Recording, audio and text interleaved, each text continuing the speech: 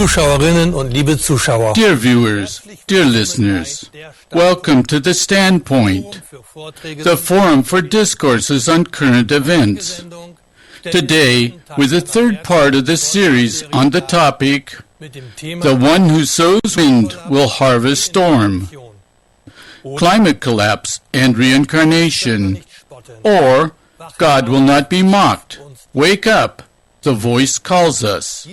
This series of discourses will be presented by us, a group of original Christians, together and in alteration.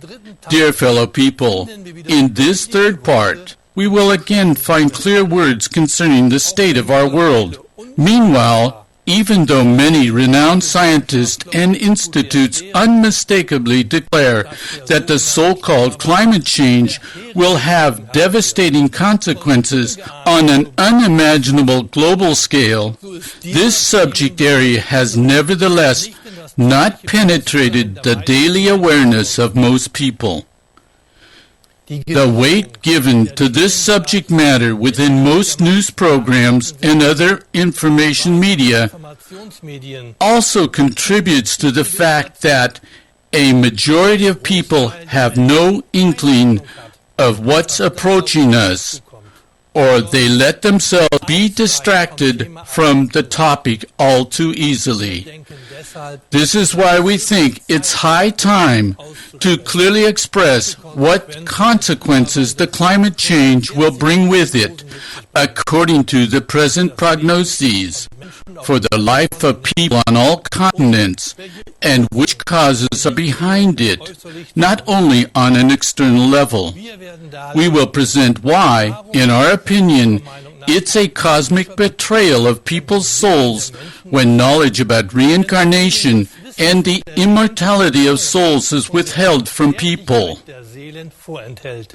Several mainstream Western institutions of faith are, to a great extent, co-responsible for this. And we think that climate change is also the result of spiritual ignorance, which is carried into the world by such institutions, and which prevent man from developing or having developed a responsible way of treating nature. Accordingly, this discourse is not only about the fact that billions of people will lose their lives on Earth due to climate change, but people and souls will also still remain bound to the so-called obscurantism. Obscurantism, what does this word mean? We found the following in a dictionary: the attempt to deliberately keep people ignorant, to hinder their independent thinking, and to let them believe in the supernatural. Considering the fact that climate change is meanwhile described as irreversible, even by established scientists, we feel it is more than appropriate to point out what this means for all our lives and the lives of the souls in the realms of the beyond.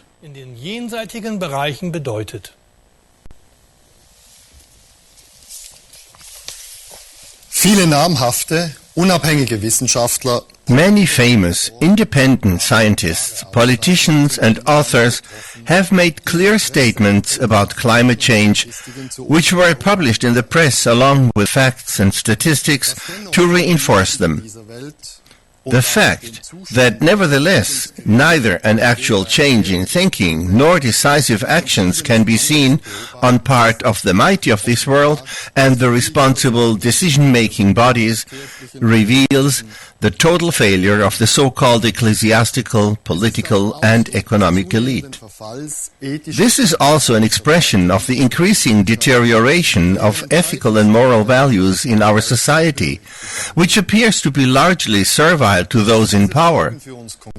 In the course of this program, we'll go into more detail about what these consequences mean for us, specifically. Wir gehen aber davon aus, dass bei allem, But with everything that we present here, we assume that those responsible in politics, the so-called elite, the mighty ones and super-rich, that is, the doer clans, worldwide are also aware of the actual state of things. When we follow in the news how the climate conferences, the numerous conferences of politicians and economic bodies ultimately come up with next to nothing constructive, then we may indeed ask what motive is behind this obvious refusal to act. dieser offensichtlichen Handlungsverweigerung zugrunde liegen. Ist es Lobbyismus? Is it lobbyism? Insufficient perception? Lack of intelligence? Ignorance? Or rather, arrogance or pure megalomania? The greed for power and money? Which brings out such ruthlessness toward the Mother Earth and its inhabitants? When you bring to mind that many responsible officials have sworn on the constitutions of their countries, in which it essentially says that one should avert harm to the people, then in this connection I find it justifiable to talk about irresponsibility and perhaps unconscious brutality beyond any kind of morals and ethics. Why then do the majority of people responsible for shaping the world actually still get elected by the people? When most high-ranking politicians face the worldwide decline, the worldwide death of billions, casually called the extinction of species, including human beings, in a, for the most part, impassive and irresponsible fashion, Unnützes Gerede, useless talking and hopeless appeals at expensive conferences help neither the world, climate, nor the people. das Gleiche gilt übrigens. By the way, the same holds true for institutional administrators of faith who until today have not given up their claim to their alleged ethical and moral leadership and who are now standing before a worldwide pile of shambles. For even though they play the role of great advisors and guardians of the faith in all questions of life, they have as good as no answers on the topic of climate collapse, and suddenly have reservations about any claim to leadership. Vergessen wir nicht, was war denn in den vergangenen Jahrhunderten? Let us not forget what happened during the past centuries. By whom was mankind in the Western world decisively shaped? Who, over the centuries, and particularly in Europe, determined and shaped what was allowed to be thought and not thought, under threat of torture and eternal damnation? Who, over the centuries, indoctrinated the families, the parents, and even heard the confession of little children? What massive pressure was exerted here? For what institution would one voluntarily hand over one's minor children when they are questioned and perhaps indoctrinated there? Let's get back to our core topic, climate collapse. Every day, the dying of nature and countless animals grows more and more through the effects of climate change. Where does that leave man? The coming man-made natural disasters that will destroy nearly everything are projected far into the future by many media. According to the apparently proven methods, a devil-may-care attitudes, hide your head in the sand, ensure your own sinecure, and play down the topic. Because aside from a hardly credible declaration of intent regarding climate change, not much is happening. Empty words after empty words.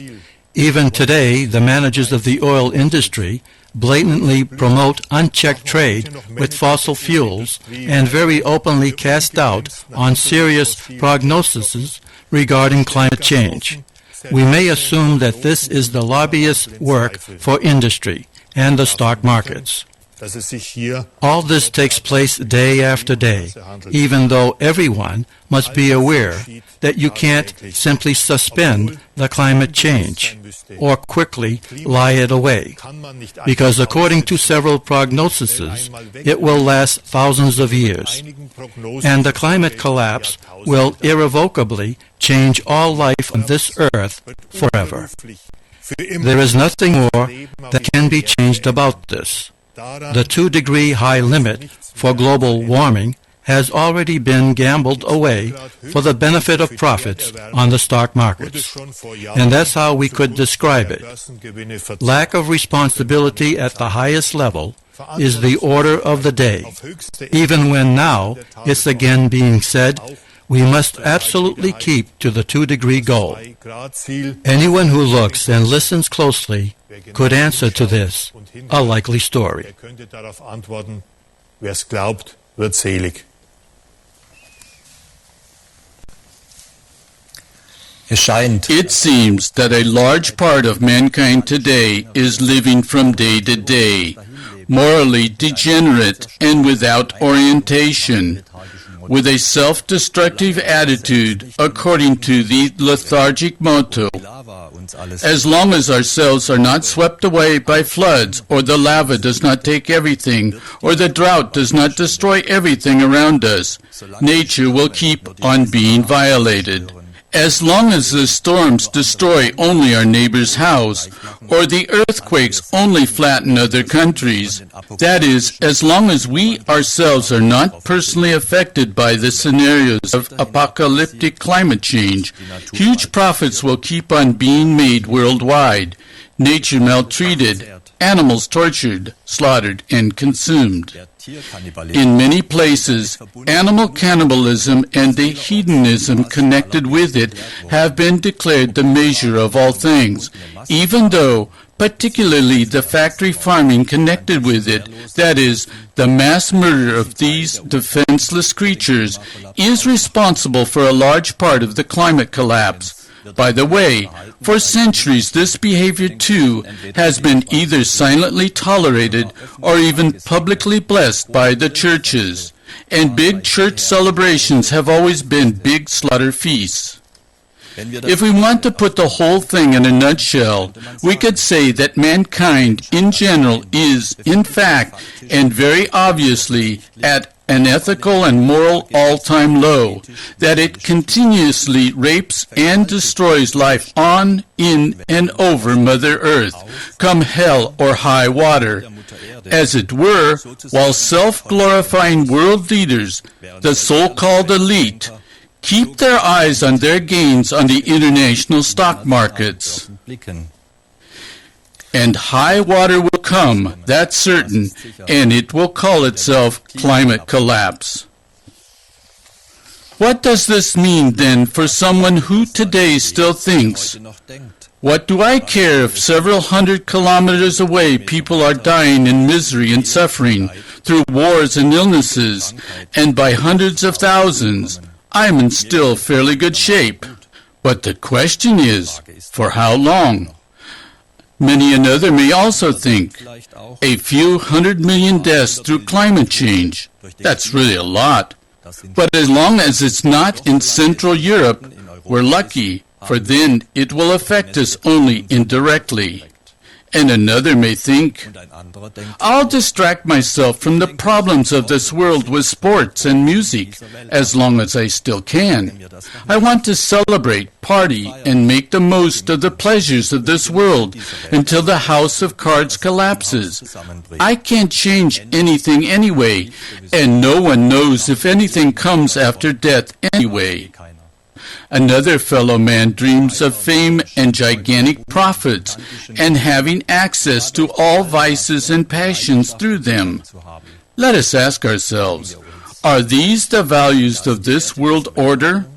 Are these the values of the present generations for whom things are still going quite well? Are these the values for which we raise our children and nothing else? Is this why wars are being waged and the earth totally destroyed? What man sows, he will reap. Me, me, me. everything only for me. It is exactly this fundamental attitude that is leading to the downfall of mankind. But here we don't have to look only at the super-rich achievers, the so-called elite, at the manipulating institutions and the lobby politicians.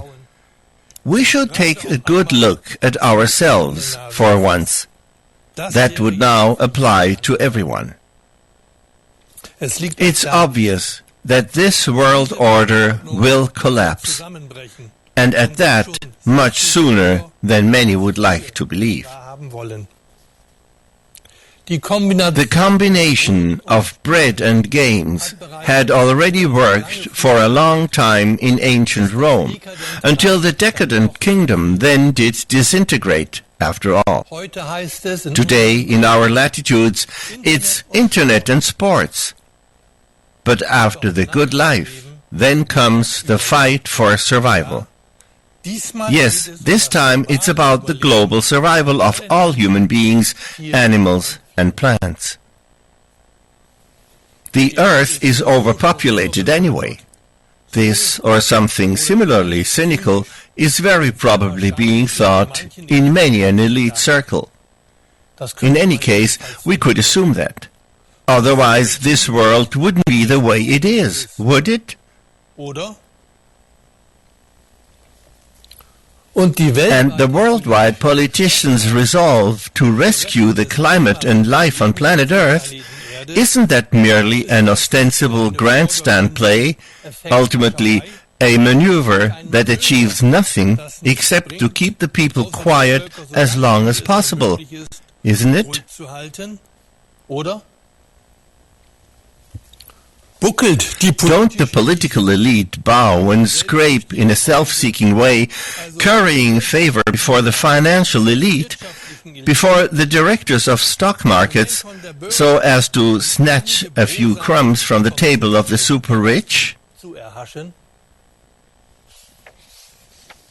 Let us realize that at the end of March 2014, the countries of the European Union alone were in debt to the tune of 11.5 trillion euros, of which 2.14 trillion euros fall on Germany, for instance.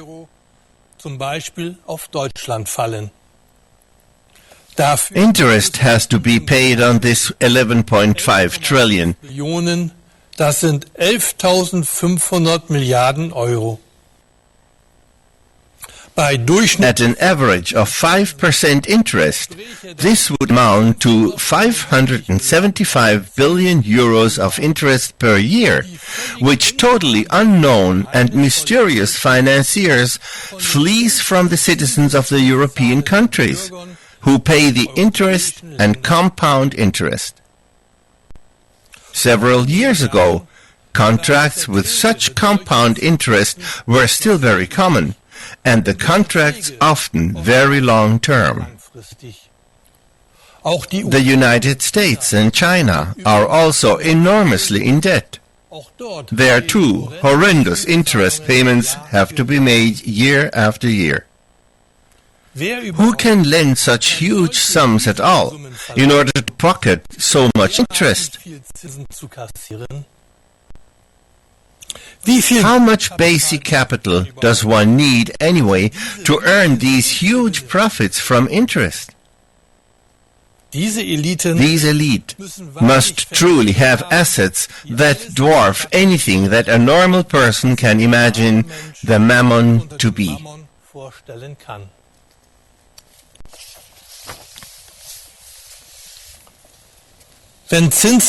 When interest earners, beg your pardon, stinking rich elite, pocket hundreds of billions of euros per year and are not capable of sustainably relieving the suffering and hardship on this earth and creating political solutions to improve the millionfold lingering illnesses, then we may very well assume that this may not even be at all desired. Apparently, such circles have totally different goals, even though some of them even call themselves Christian. auch wenn einige davon However, sogar Christen it is nennen. definitely not Christian. Christlich ist das aber auf jeden Fall nicht. It can be assumed that this anti-Christian hundreds of billions of income from interest year after year is divided primarily between various anonymous stock portfolios in various banks, insurance firms, stock corporations, financial funds and many others, whose owners and stockholders mainly come from a few super-rich family clans. Besitzer und Anteilseigner vor allem aus wenigen superreichen Familienclans kommen. In polite terms, this is then called high finance. By the way, to what extent the institutional churches worth billions are part of this is not a mystery of God, but the refusal of the churches to completely reveal their financial circumstances, their balances, particularly those of their foundations and related groups, of which there are thousands.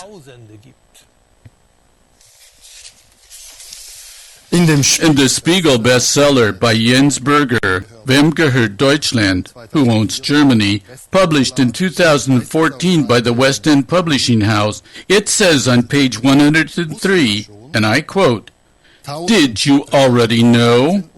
1,318 firms control 80% of the worldwide major corporations. 147 firms control 40% of the worldwide major corporations. 3/4 of these 147 firms are financial firms. Among the 20 mightiest firms in the world are 19 financial firms." End of quote. And the newspaper, De Welt, reported on January 21, 2014 about a report from the aid organization Oxfam, and I quote, "The 85 richest people possess as much as the poorest 3.5 billion people." Further, it says in this report, accordingly, the wealth of the top 1% of the worldwide richest people is $110 trillion, which is equal to about 97.5 trillion euros. The prosperous elite dominate the course of the world economy, as it says further in the report. Democracies are leveled out. The rich can influence political decisions in developed as well as underdeveloped countries. A survey in various countries showed that most people are of the opinion that laws are bent in favor of the rich. The difficulty of privileges on the one side and disadvantages on the other side threaten to spread over generations. We will soon live in a world in which equal opportunities are no more than a dream. So far, the quote from De Welt in January 2014. In November 2014, there was once again a World Food Conference for the first time in 22 years. That speaks for itself. Whether in their planning and feasibility studies, the political and economic strategists have ethical and merciful thoughts regarding overpopulation and world hunger, or whether they prefer to accept the death of hundreds of millions of victims in favor of profit, will become apparent only in the beyond. For, as modern physics also teaches, everything is stored in the great hard disk of the all-computer. But from a spiritual point of view, we know that no energy is lost. The All-Spirit, the universal consciousness, the Creator God, calls the law of sowing and reaping, the law of cause and effect, also the causal law. Jesus of Nazareth already taught us that everything is registered. He said, "But even the hairs of your head are all numbered." End of quote. Bei euch aber sind sogar die Haare auf dem Anyone who profits from elite groups for the promotion of the ego, which often were and are the precursors and sponsors of quite a few careers, has often made commitments in return. For example, for continuous economic growth, cost what it may, and to see to skimming tax monies in favor of their backers. Here, compassion and empathy, mercy, kindness, neighborly love and charity, simply a higher Christian ethic, are obviously totally in the wrong place. Environmental protection and climate protection are dismissed as irrelevant. What is important is to call oneself Christian. A well-known German songwriter once sang a more than fitting description of the whole intertwined network. Whispering, the minister takes the bishop by the arm. You keep them dumb, I'll keep them poor. Für das Wirtschaftswachstum For economic growth, they do not stop at the dead bodies of people, nature, and animals worldwide until the total global breakdown called climate collapse. On the grain exchanges of this world, they speculate, figuratively speaking, on the death of millions of needy people. mit dem Tod Yet many of the speculators call themselves Christian. viele der Spekulanten nennen sich christlich. Another concrete example, politicians and lobbyists for the arms industry, who call themselves Christian, approve the export of death-bringing weapons and munitions all over the world. In die ganze Welt. From the media, we learn how much bribery and greasing of palms goes on so as to do business with lethal weapons. The payoff scandal between Greek officers and the German arms industry that became public in 2014 was just one example. Auch Regierungen, die Governments that massively oppress their people are also top customers. Money doesn't stink, and they call themselves Christian. Perversity is turning into normality more and more. Until the earth collapses and becomes uninhabitable, machen wir uns nichts vor. let's not fool ourselves. This world is often ruled by ethical and moral barbarians, who, on top of this, in the Western world, even call themselves Christian. And I ask myself, viewed ethically and morally, is Neanderthal man above the Homo sapiens of our time? I know of no previous civilization that has caused such havoc on Earth, and out of pure egoism, out of selfish motives, has sustainably destroyed the whole planet for thousands of years, so that it will become largely uninhabitable. How gullible and like lemmings is a people that lets itself be persuaded that its leadership is Christian, even though it often only serves mammon. Currying favor with big businesses, concerns worth billions is part of this, also by way of anticipated obedience. There are dozens of examples in which the highest decision-makers represent anti-Christian non-values as Christian. Let us realize what a hardly comprehensive, obscure, and colossal deception of the people. This fatal misleading of the people, or as I would call it, the unholy alliance between the caste of priests and the power holders worldwide, is ancient, and the state of this world shows where it leads. If it were different, this world would have a different future, and not the prospect of a global decline via a climate collapse. But the bottom line is also that the external religions and their political allies in governments have totally failed. If the world goes under in climate change, none of them did anything right, especially the religions. Above all, the institutional, allegedly Christian religions in the Western world, which view themselves as an ethical moral guideline. What have they accomplished? a trail of devastation, while above all they revolve around their own power. It seems that this is not only my opinion. More and more people are leaving the churches. Who can blame them?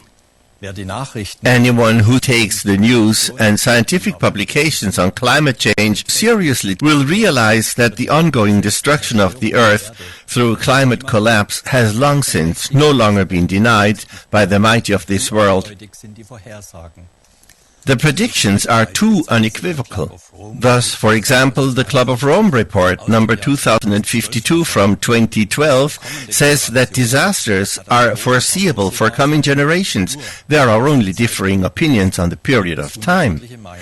The mighty, that's the power brokers in economy, big banks in politics, in the upper levels of institutional churches, are the financially strong elite who merely act in the background.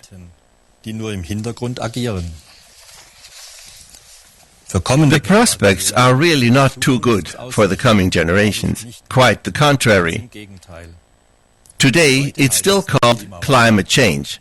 Tomorrow it's already climate collapse. The day after tomorrow it's the Stone Age and worldwide desert. For one thing, for those who perhaps survive the climate collapse, and for another, for the souls that come again in new human garments to an earth that has become hostile to life. They come to expiate and to make amends for what they caused on earth during former lives.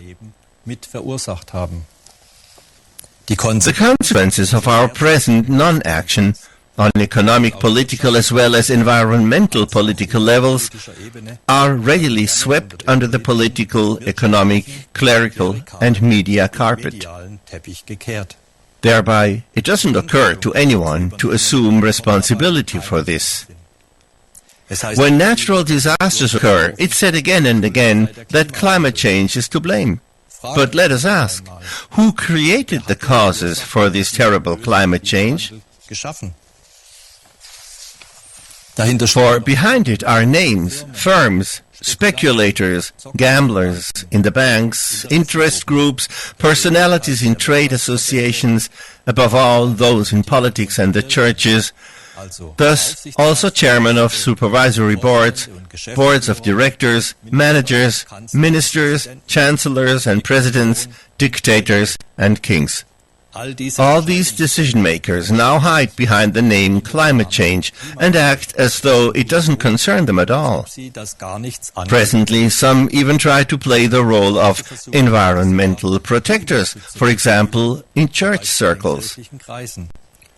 The extent of what's to come and the guilt of their own institution are further made light of and played down. But what is present and remains is a collective and yet personal lack of responsibility and guilt for the climate collapse and widespread dying such as has never before taken place in such proportions. It will be no comfort to future victims of climate change that everything is registered by the law of cause and effect, of sowing and reaping, and will fall back on the perpetrator, but it is registered. We can only guess how great the soul guilt is of the responsible actors on the world stage.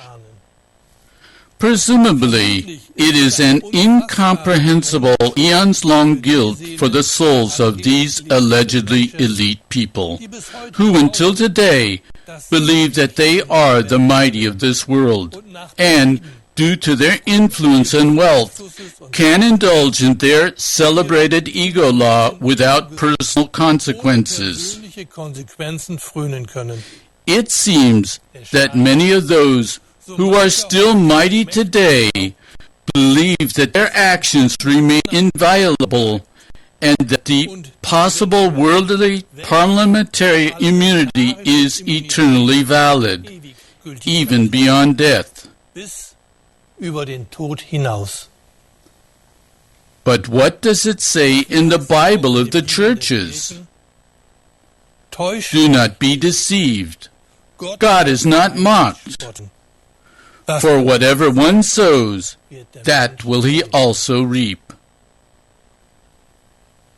That can also mean the climate collapse levels out everyone the same. No one will be able to escape it. Not even the responsible achievers and decision makers, nor those they work for, who are also responsible for the state of this world. After their physical death, all human beings, without exception, are, first of all, souls with all their very own positive and negative imprints, with their vices, that is, the sinfulness that is against the law of God, nothing else. And it may very well be, if we believe in reincarnation and consistently think further, that also many of those responsible for the climate collapse will be born into the midst of the effects of the climate collapse, into a future world filled with misery, suffering, and hardship.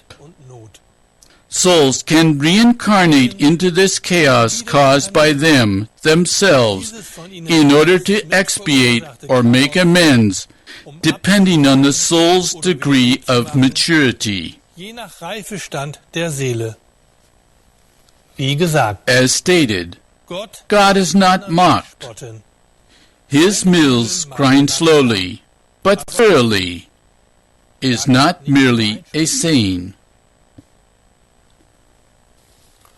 Let us not deceive ourselves. After us the deluge, or stated differently, after us the flood of sins. That is the message that the bottom line of the climate conferences, along with their politicians and scientists, is signaling to us. For decades, the rescue of Mother Earth has been simply boycotted by the political and economic leading managers of the industrial nations in favor of rising market prices and a growing economy.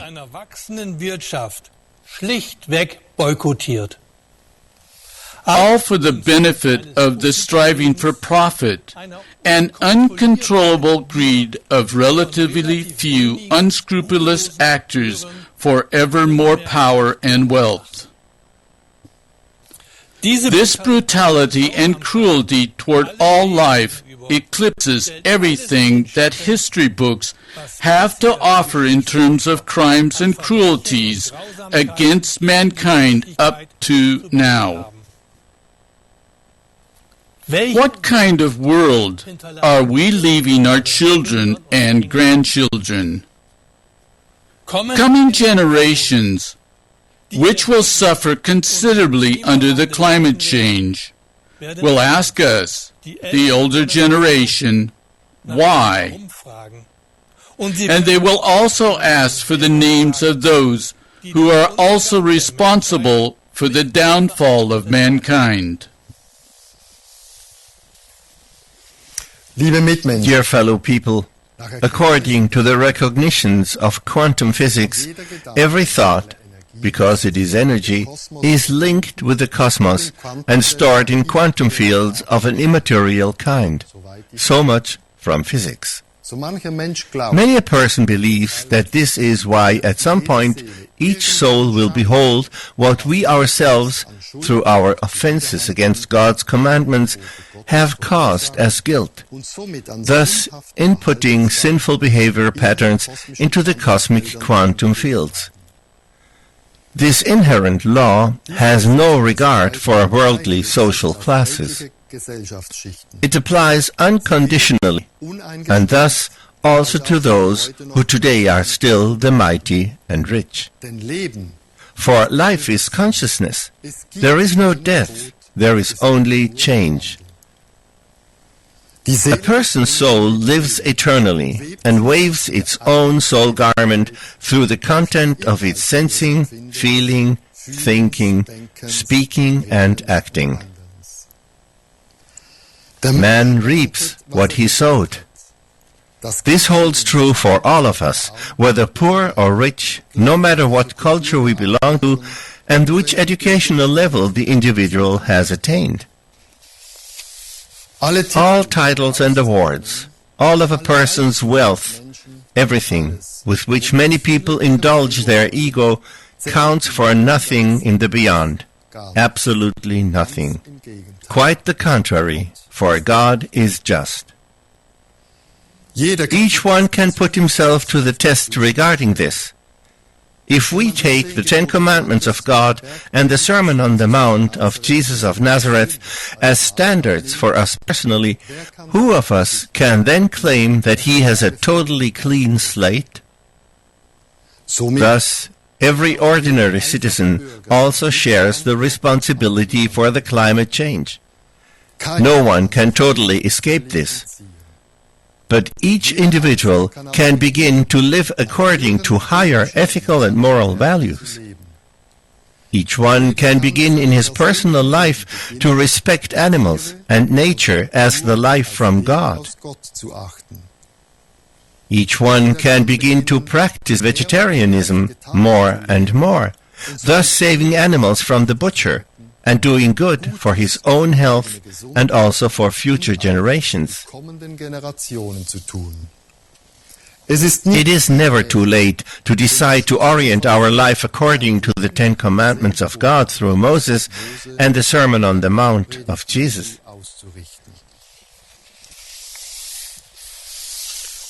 Our present life gives us the chance to turn a lot towards the better for our future life. Because, as we already heard, at some point each one will have to account for his life. Without exception. Each one. Therefore, let us make ourselves aware of this over and over again. God is love. God is in us. God is the light in the very basis of our soul. In the very basis of our soul, we are all spiritual beings from God.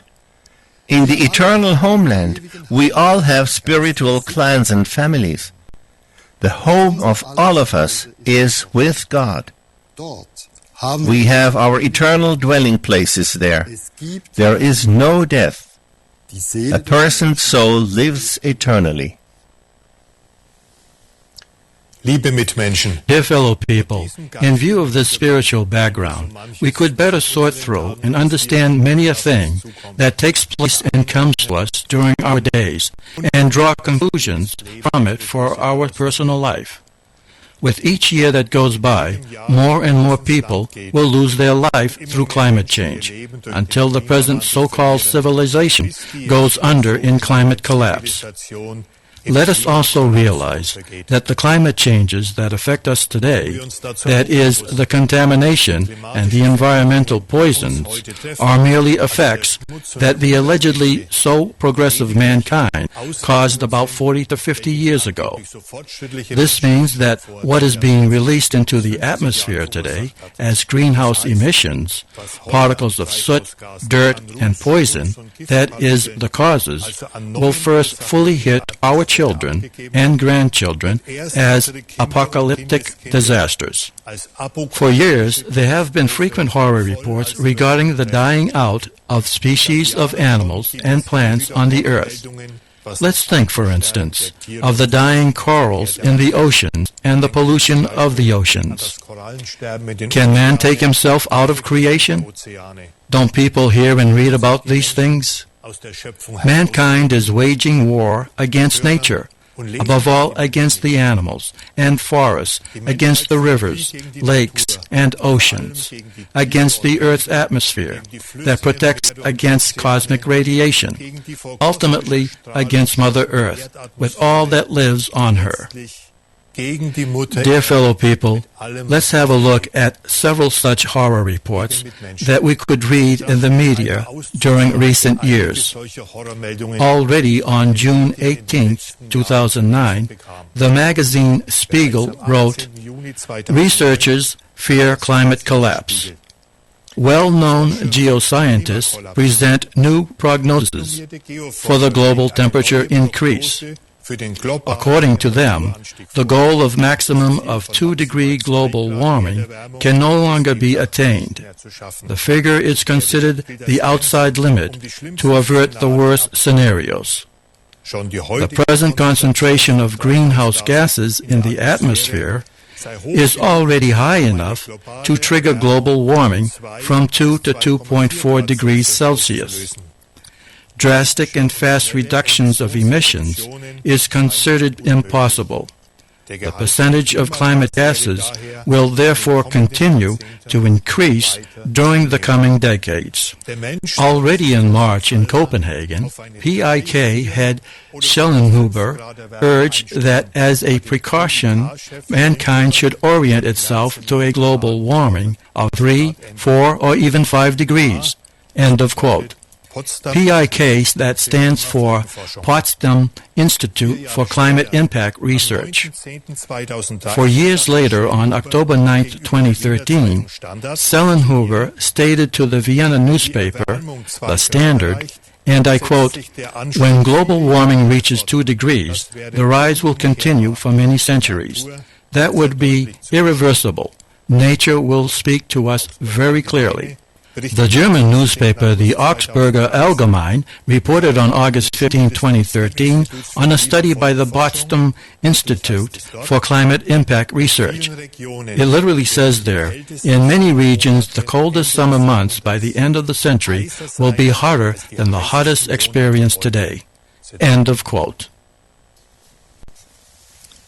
Dear fellow people, the summers of recent years had topped temperatures of nearly 40 degrees centigrade. 36 degrees centigrade is not a rarity in Central Europe today, that is north of the Alps. Temperatures over 30 degrees are rather the norm. How high, then, will the top temperatures be in the future? Perhaps 45 degrees, or even 50 degrees, or more. But what does this mean then for the soil, for the cultivation of food, like grains, fruit, vegetables, and potatoes? What does this mean for the amount of precipitation, evaporation, and the groundwater? Yes, what does this mean for plants, animals, and not lastly, for the perpetrators, the human beings?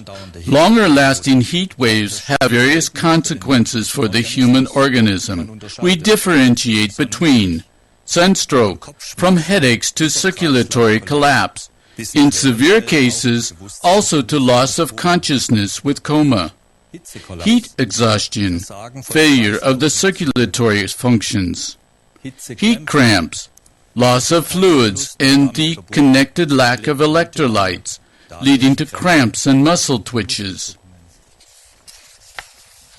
Heat stroke, overheating of the entire organism, possibly life-endangering.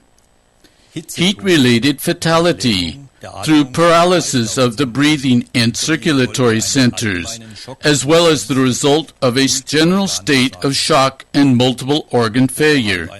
Above an ambient temperature of 37 degrees, evaporation works as the sole mechanism for releasing warmth and reducing body temperature.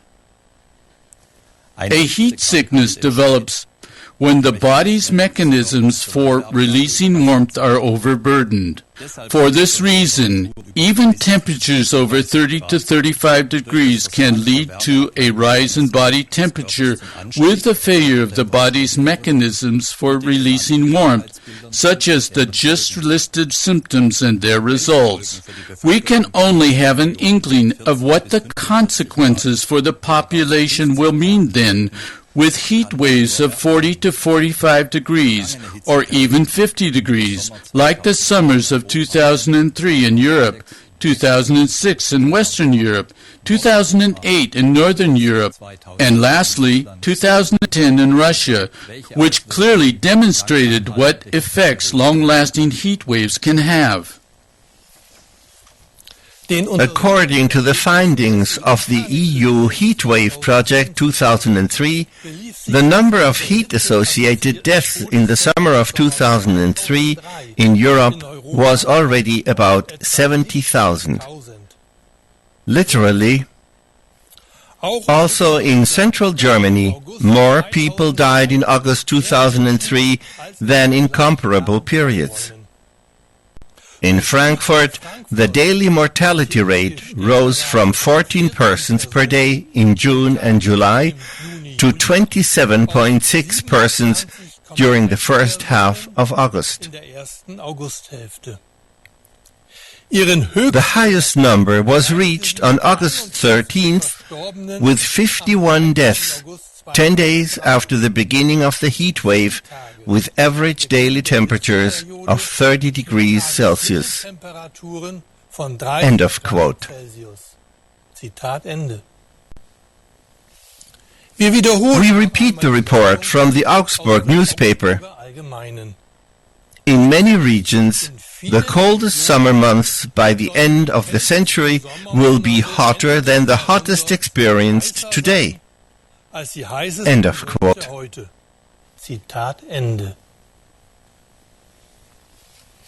And another headline from January 12, 2013 in Spiegel Online reads as follows. Climate change. U.S. government advisors warn of drastic global warming. Several scientists say there is only one thing left regarding climate change: damage containment. Dear viewers, dear listeners, with these excerpts from newspapers, we are coming to the end of this third part of our series of discourses.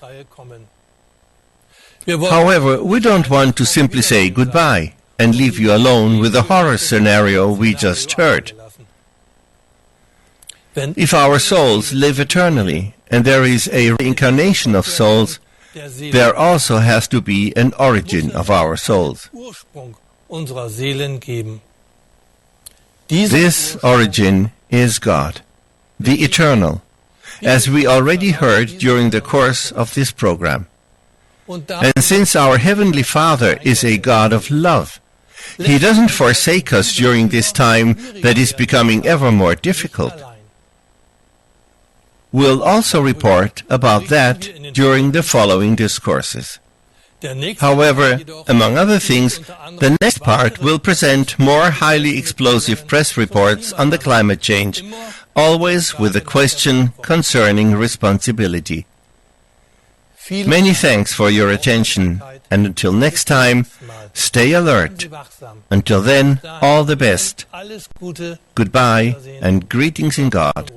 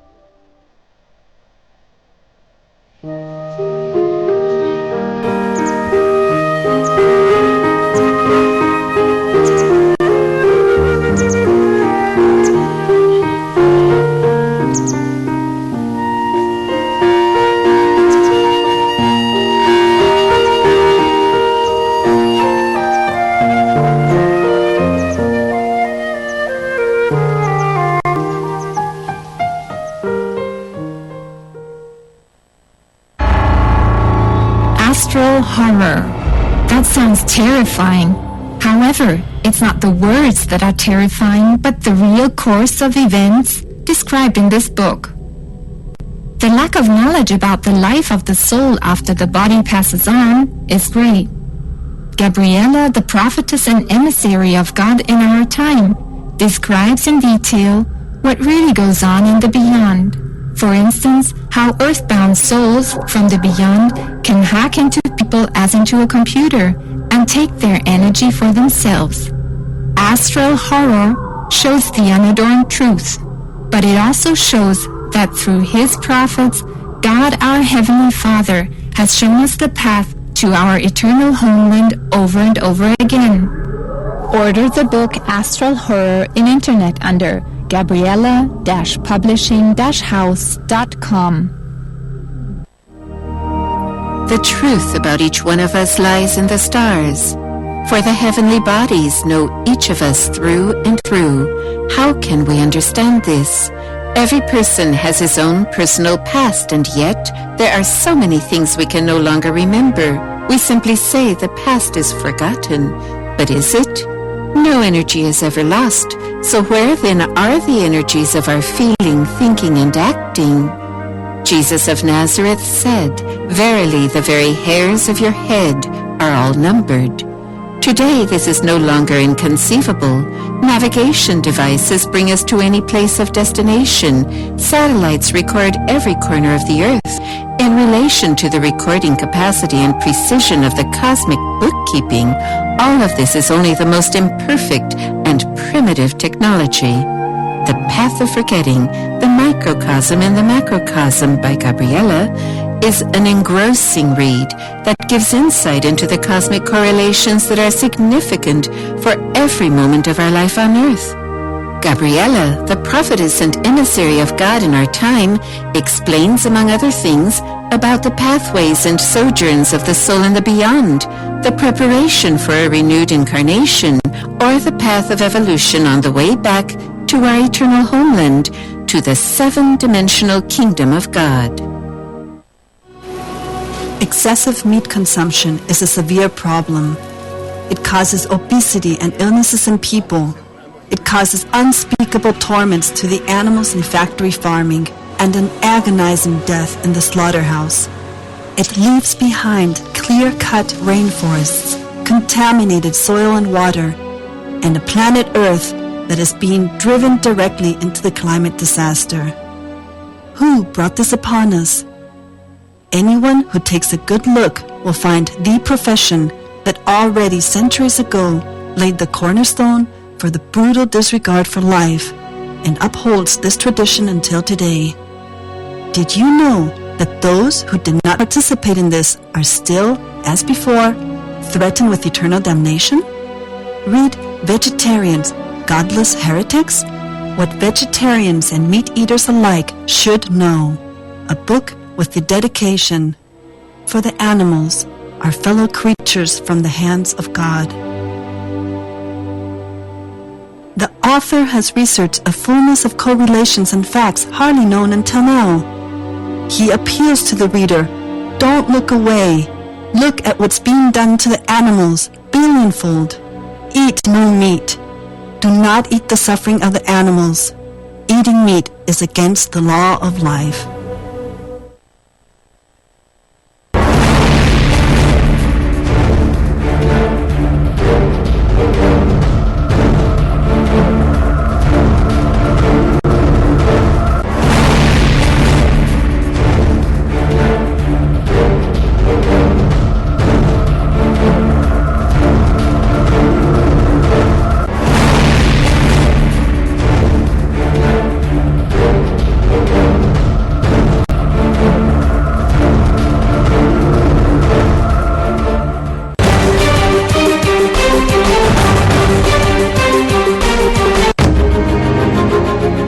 Chandranna ఆలోచనల ప్రతిరూపం నవ్యాంధ్రలో ఎన్టీఆర్ గృహ నిర్మాణ పథకం. 13 లక్షలకు పైగా గృహ నిర్మాణాలకు 20,000 కోట్ల కేటాయింపు. 4 ఏళ్ల కాలంలో 6.5 లక్షల ఇళ్లు పూర్తి. ఒకేసారి 3 లక్షల పేద కుటుంబాల గృహ ప్రవేశాలు. ఇది దేశ చరిత్రలో ఓ అరుదైన ఘట్టం. ఆధునిక టెక్నాలజీతో ఇళ్ల నిర్మాణం జియో ట్యాగింగ్ విధానంతో పారదర్శకత, లబ్ధిదారుడికి ఆధార్ ఆధారిత చెల్లింపులు. అందుకే మన నవ్యాంధ్ర గృహ నిర్మాణ శాఖకు 15 స్కోచ్ అవార్డులు. ఇలా 2022 నాటికి ప్రతి అర్హుడికి పక్కా ఇళ్లు మన చంద్రన్న ధ్యేయం.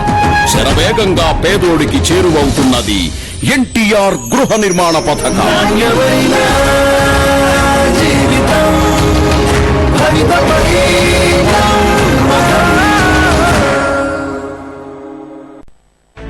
బీసీల సంక్షేమానికి ఆంధ్రప్రదేశ్ ప్రభుత్వం పెద్దపీట. బీసీల అభ్యున్నతికి 5 ఏళ్లలో 40,000 కోట్ల నిధుల కేటాయింపు.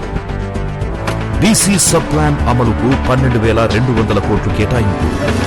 ఆదరణ పథకం కింద కుల వృత్తులకు పనిముట్లకై 750 కోట్ల కేటాయింపు. బీసీ ఫెడరేషన్ కి 683 కోట్లకు పైగా కేటాయింపు. బీసీ విద్యార్థులకు స్కాలర్షిప్లు ఇవ్వడం వల్ల 10 లక్షల మందికి లబ్ధి.